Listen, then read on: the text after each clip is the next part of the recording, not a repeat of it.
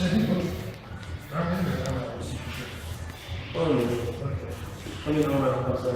so this is your typical guillotine you'll see the most.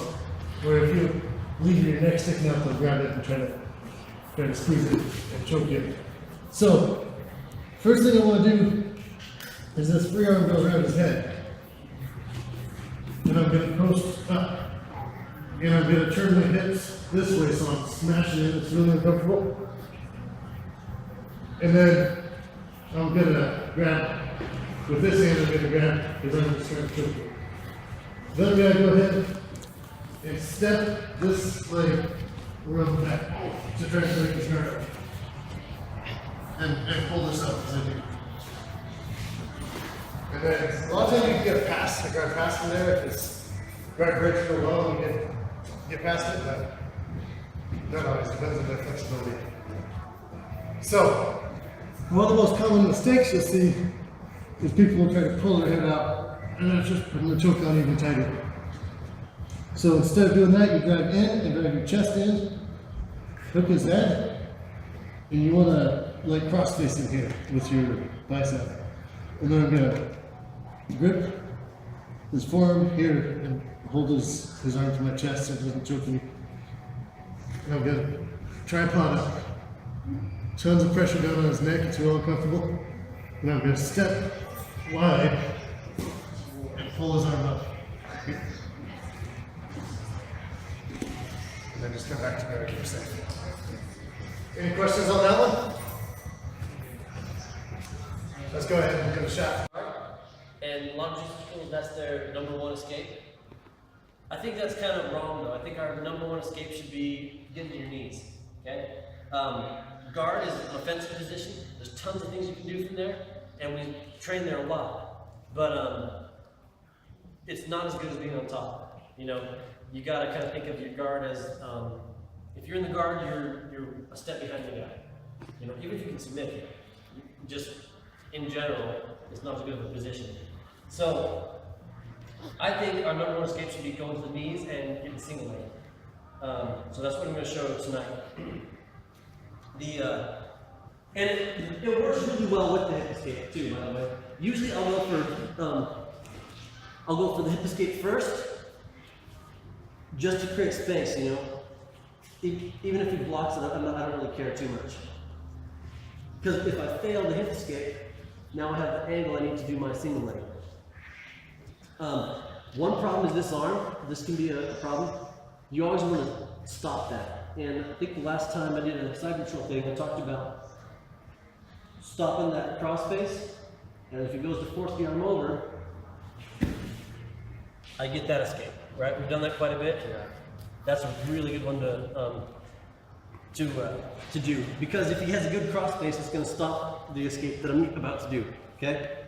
So we're going to work from either here or here, it doesn't matter, but he can't have a solid. I mean, if he has a weak cross face and I'm able to get inside a little bit, I can still do this escape. But if he has a solid one, I'm not going to be able to. So stopping the cross face was kind of a class I did a little while ago. So I'm not going to do that. We're going to work from here, I guess, here or here. So we're going to get a hip escape. We're going to start with that. And, you know, whether it fails or it's successful, I can still choose to go to the single leg. So this arm that is here is going to dive in, and it's going to reach all the way to the field. As this leg right now is pushing him away, but once I get my shoulder over here, I don't need it anymore. And it's going to come straight from here to here. Okay? I'm going to reach all the way and grab his ankle. And then I just pull my knees up. I'm going to keep torquing this a little bit to get his leg out. See that? If he's sitting on his ankle, I just straighten and grab. That's why, by the way, I'm going to come around the side real quick. This is actually a big deal, a big detail. If I hook here, like a single leg when you're standing, there's no way I can control the angle of his knee. And also, it's not hard for him to sprawl out and kick it off. Okay? Whereas here, I can control the angle of his knee, which is what I want to do to escape. And it's actually, doesn't seem like it, but it's really hard for him to kick out. Go ahead. Go ahead and, get an underhook and try. It's really hard. It's like, even if he does start kicking, my grip just slides up a little bit and I still have the leg. So what I'm going to do here, straighten that out, step over, and then I bring this foot to my butt, straightening his leg out. I'm just going to kind of guide him with my head, guide him onto this hip. And right here, I'm straddling his leg, that's fine. This arm's going to put this leg in some way to keep him from locking half guard. And then I just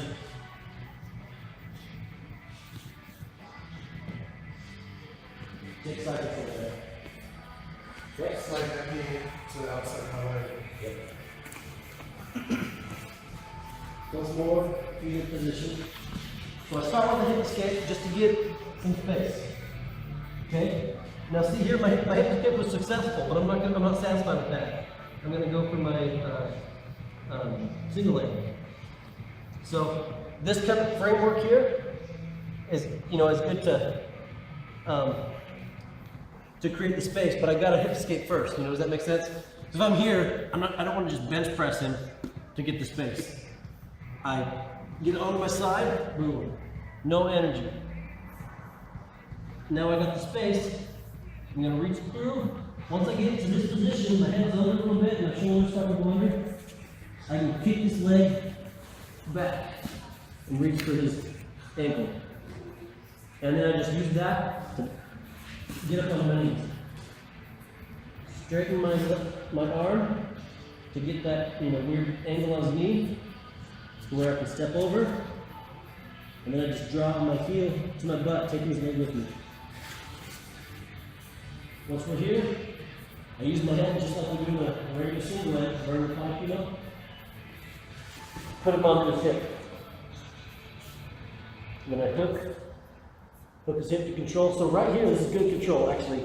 I want you guys to pause here when you do it and have your partner struggle. And you should have the hips locked completely. You shouldn't be able to move. Go ahead, move a little bit. His hips should be stuck. Okay?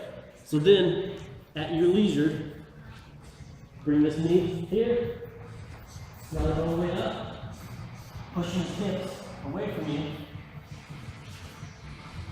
and take side control. You guys want to see that again? Yes? A lot of detail to it. It's a really good escape though. Okay? So important thing here, you're not using your arms. I'm not using your arm strength. You turn onto your side and scoot out. Especially if the smaller guy you can push a little bit. With the bigger guy, you're literally going to have to just create your frame and move yourself out. Okay? This leg stays here. When Joey does that, see where his head goes? Yeah. Because if I'm able to cross face him, say I'm here and then his head out, yeah, that's locked. So he's hiding my head. So right now, this leg, this arm, and this arm are all maintaining that space, okay? Once my head goes in and my arm reaches through, I don't need this leg anymore, but it comes underneath through that hole, and I grab the ankle as soon as possible. So here you'll kind of be all sprawled out on your belly, but it's going to be easy, and there's nothing he's going to be able to do to stop you from getting up to your knees. Once you're here, straighten your arm to get that funky angle on the knee. Step over, and just slide your heel to your butt. Once I'm here, I run the thigh, just like we're saying. Push my ear against his belly to put him onto this hip. Hook the leg, and then again, pause here and have your partner struggle. His hip should be locked completely. So then I'm going to bring this knee here. Boom. It's important you don't want to do this just weak and try to jump to side control because you risk him getting his guard.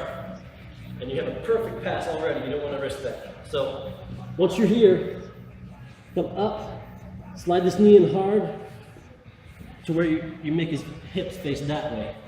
Because that's the opposite way he needs them to face in order to hip escape. Then I'm just going to slide up. Just eye control.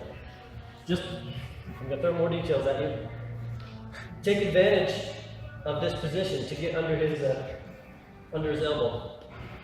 When I'm low on his hip like this, there's nothing he can do to stop me from sliding this knee under that elbow. Go ahead and stop me. Okay? So take advantage of that. You get side control and you get that arm all the way to posture. I'll do that a lot in side control. I'll be up here and he has his arm tucked. So I'll walk down, then come here to get that arm where I want it. Got it, Chris? You guys good with that? So we're gonna spend the rest of the class on that until we met.